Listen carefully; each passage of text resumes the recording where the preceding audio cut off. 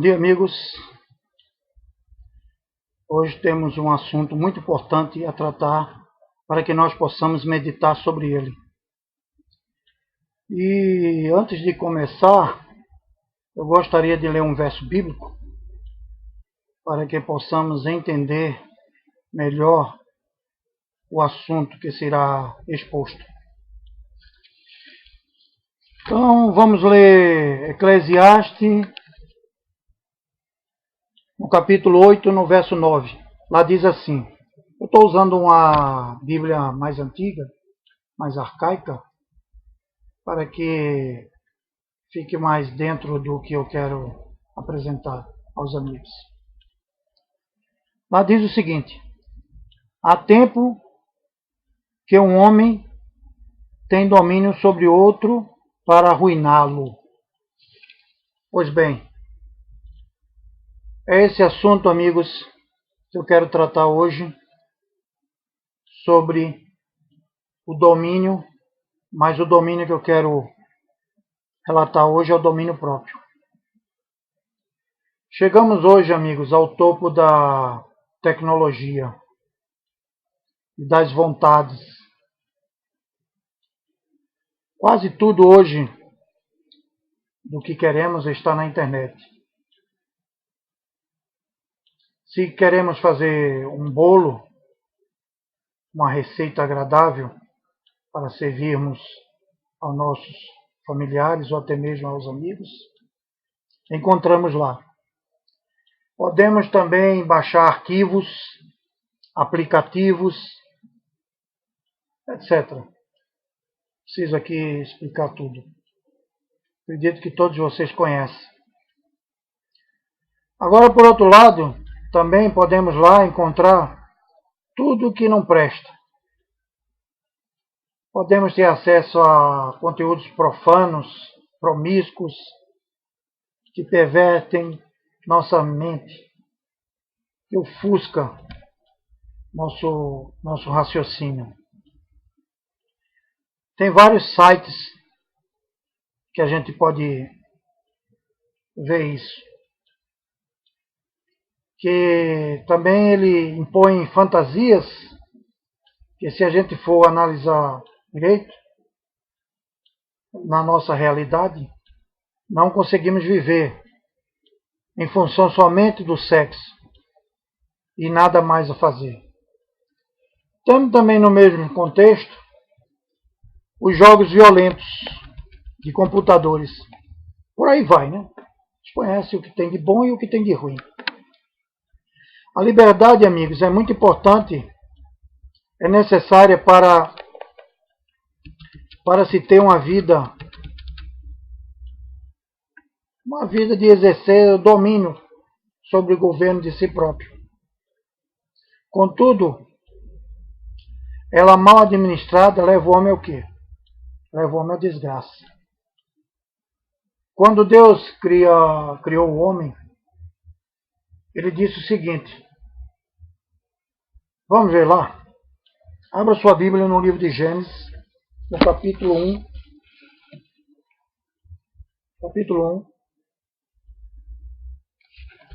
no verso 26 e 27. Lá diz o seguinte, vou começar pelo verso 26. Aí ele disse, agora vamos fazer os seres humanos que serão como nós, estou lendo a Bíblia na linguagem de hoje, que se parecerão conosco. Eles terão poder sobre os peixes, sobre as aves, sobre os animais domésticos e selvagens, e sobre os animais que se arrastam pelo chão. Assim Deus criou os seres humanos, Ele os criou parecidos com Deus. Ele os criou, homem e mulher, e os abençoou, dizendo, agora preste atenção, tenham muitos filhos, espalhe-se por toda a terra e a domine. Só até aqui. Pois bem, era isso que eu queria dizer. Meus amigos, a livre vontade de escolha para governar a nossa vida, também tem responsabilidade quanto prestação de contas. Não é verdade? Ninguém governa uma casa, ou um estado, ou um país, sem saber que deverá pagar as contas. São várias contas, né? Mas vamos nos direcionar à casa. Agora, nós temos conta de luz, conta de água, gás, comida, telefone, etc. Muitas coisas são exigidas dentro de uma casa para podermos governá-la bem. Não é somente uma questão de liberdade, de livre-arbítrio. Existe o cumprimento das ações dessa, como nossos atos comprometidos dentro desse contexto, que resultará em certo ou errado. Se deixarmos de pagar a conta de luz, obviamente vem aqui no estado do Paraná se chama Copel. Vem aqui a Copel e corta minha luz. Se deixarmos de pagar a conta de água, vem a Sanepar e corta minha água. Eu não posso deixar de me alimentar, pois estaria contra o funcionamento direito do meu corpo. Não é verdade? Eu não sei se você está me entendendo. A liberdade não nos dá o direito de poder fazer o que bem nós queremos. Existe o princípio de prestação de contas, amigos. Prestação de contas. E ainda mais a prestação de contas da nossa vida. Eu não posso sair na rua assaltando os outros, só porque eu preciso comer, preciso me vestir. Não. De maneira nenhuma eu posso fazer isso. Só porque eu tenho hoje tudo ao meu alcance, não vou pegar e dar para meu filho de 2 a 9 anos um celular cheio de jogos violentos, eletrônicos, que irá tirar a atenção dele, né? Irá direcionar a concentração dele e outras coisas. E o levará a nada. Principalmente quanto ao estudo. Tampouco sei, amigos, que se eu não estudar, meu cérebro não tem condições de adivinhar como se rege as coisas no mundo, porque não me preparei para saber. Assim, o meu livre-arbítrio não me dá o direito de eu fazer o que eu quero, pois levando em conta que se eu não estudar, eu não poderei me formar. Então, fazendo um paralelo disso com a nossa vida, eu não terei como ter uma vida digna se não procurar reter toda a minha vontade. Ora, se eu ando de noite e sofro de miopia,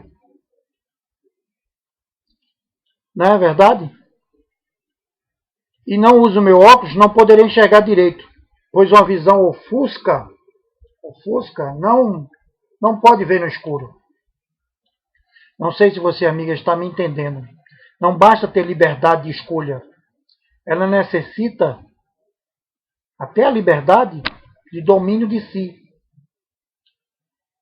Um atleta não ganha uma competição parado. Ele precisa se movimentar. Mas ele não tem liberdade para ficar descansando? Sim, tem. Porém, ele descansando não poderá ser campeão. Eu tenho tudo para me sentir livre. Entretanto, ser livre não me dá o direito de fazer o que eu quero. Na Bíblia diz assim, todas as coisas me são lícitas, mas nem todas convêm. Todas as coisas me são lícitas, mas eu não me deixarei dominar por nenhuma delas. Está escrito em 1 Coríntios 6:12. Se você, amigo, for num estádio de futebol, verá muitos querendo dominar a bola no campo, não é verdade? Quem já foi em estádio de futebol sabe disso. Ou até mesmo assistindo na televisão. E todos correm atrás da bola, né, para que façam o gol e assim vençam o jogo. Mas ninguém tem o direito de pegar a bola com as mãos. Se fizer isso, resultará em uma falta ou até mesmo ser expulso do campo. Pois bem, assim é na vida. Temos o direito de agir como queremos, mas isso não dá o direito de andar nu por aí. Visto que me parece meu direito, irá ofender indignamente uma jovem virgem, que eu talvez nunca houvesse visto um homem sem roupa na sua frente.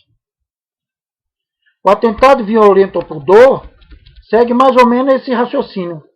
Somente uma mente confusa, nublada pelas suas vontades, não irão perceber isso. Eu sei, amigos, que estamos cheios de vontades. Nós temos vários desejos.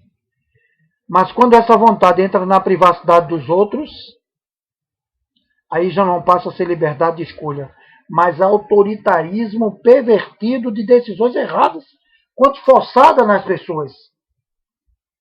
Só porque eu sei nadar, não irei dizer para o meu filho de 2 anos ou de 5 anos, pule na piscina e vai no lugar mais fundo. Para alguns isso seria um princípio, um absurdo fazer com que o filho nadasse no lugar fundo. Pois é, amigos. Eu não posso exercer meu direito porque sei nadar em cima do meu filho, visto ele ainda está caminhando para conhecer o que é natação. Percebeu? Mas ainda existe o princípio da decisão dele.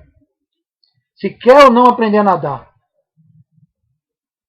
Ele pode nunca querer aprender. É uma decisão de escolha dele. Agora, por isso eu vou forçá-lo? Ou seja, minha vontade pode não ser a vontade dele. Compreendeu? Eu preciso respeitá-la. E eu não posso obrigar meu filho a ser escritor só porque eu quero ser um. Ele não gosta de chuchu. Eu acho delicioso. Não é verdade? O chuchu, para ele, dá ânsia de vômito. Aí não segue o princípio de liberdade, mas de não conseguir, de maneira nenhuma, com seu paladar, aceitar o gosto do chuchu. Ele decidiu, eu não quero comer chuchu porque não gosto do seu sabor. Eu, porém, digo, filho, como é que faz bem? Ele, contudo, não aceita nem hipótese disso, de comer chuchu. Visto não aguenta e não suporta o sabor. Então, amigos, isso segue para algumas pessoas. Não é porque eu gosto de fazer sexo à vontade, de andar nu, de promiscuidade, de ver jogos violentos, de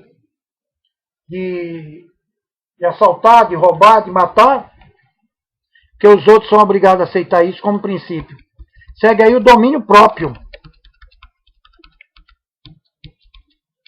Uma vez que eu não posso fazer minhas escolhas em cima do que eu penso, ser bom para os outros, porque estaria ofendendo outras pessoas.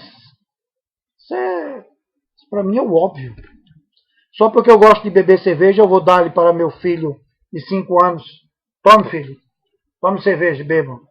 Para algumas pessoas isso seria um absurdo, o cúmulo do absurdo, visto que a criança estaria sendo influenciada para o alcoolismo. Eu acredito que estou falando com pessoas sérias quanto honestas, ao que se refere saber o que é melhor para nossos filhos. Não é verdade? Eu acredito que eu não estou falando para pessoas que não entendam o que eu estou expondo.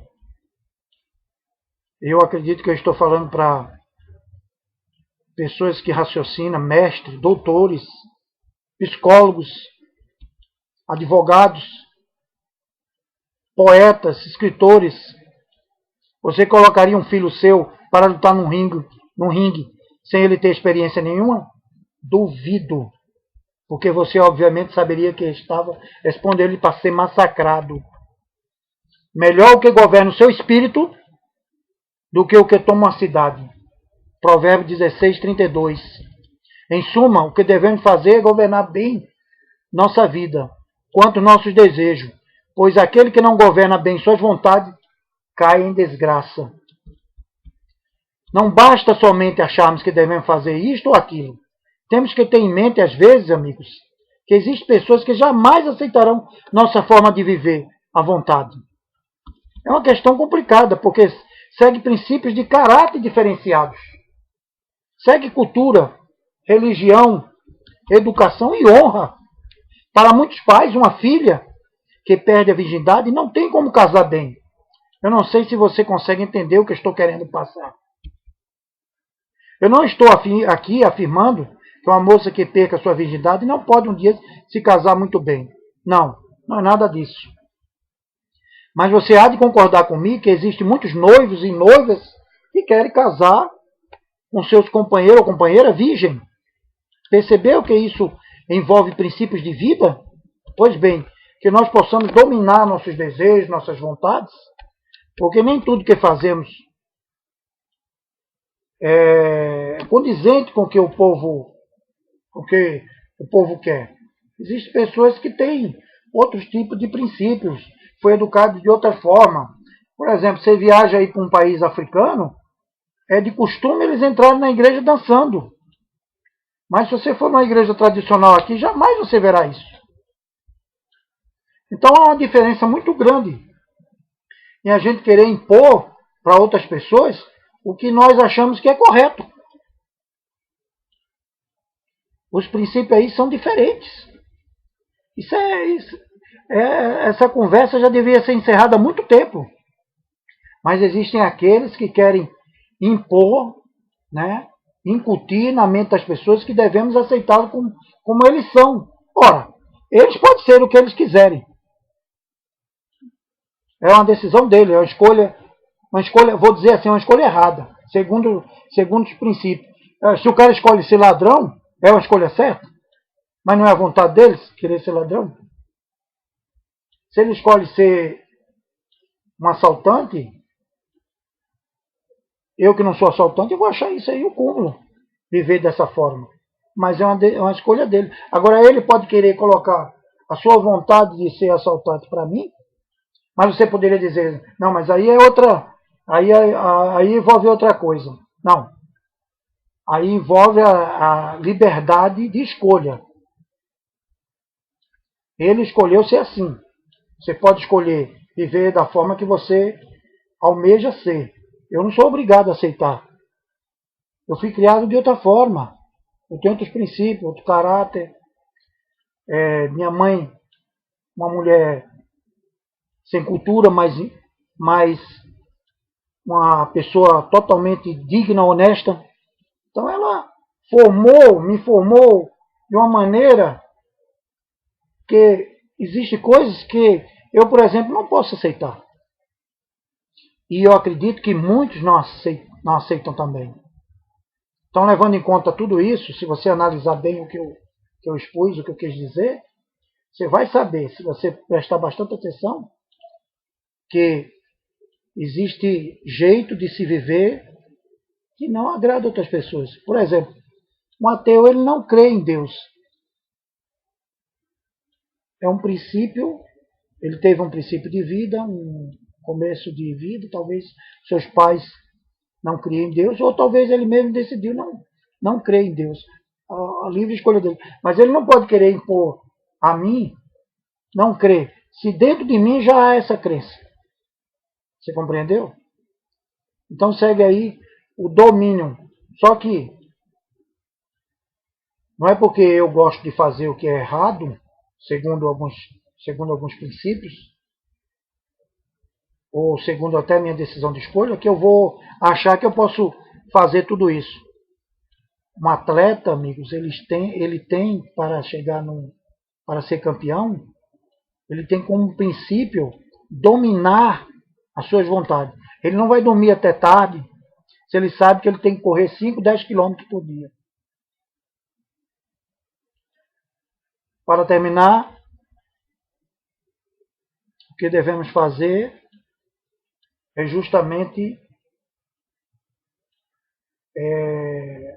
lutar contra esses desejos que muitas vezes, ao que parece, é errado, e que Deus possa estar nos abençoando para que podemos ter força, para que juntos eu não possa fazer minha própria vontade, porque minha própria vontade pode não estar agradando aos outros e nem pode estar em conformidade. Uma conduta que a sociedade exige. Que preste atenção, é uma conduta impecável. Que Deus abençoe a todos. Até mais. Tchau.